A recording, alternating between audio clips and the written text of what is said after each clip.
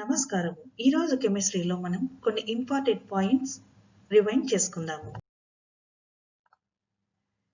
1 atomic mass unit 1/6.02 into 10 power 23 is equal to 1.66 into 10 power minus 24 grams. M1 is equal to W1 by 1.66 into 10 power minus 24. Here M1 is atomic mass by molecular mass. W1 mass of an atom or molecule in gram. Mole amount of any substance containing 6.02 into 10 power 23 particles. N1 is equal to W1 by M1.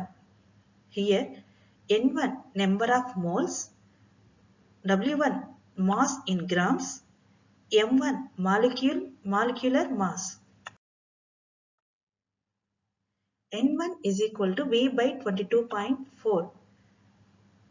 Here V volume in dm cubed at STP.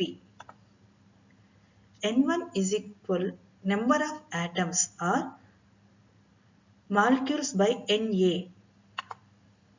Here Na is equal 6.02 into 10 power 23. Empirical formula. Simplest ratio of relative number of atoms of different element in the compound.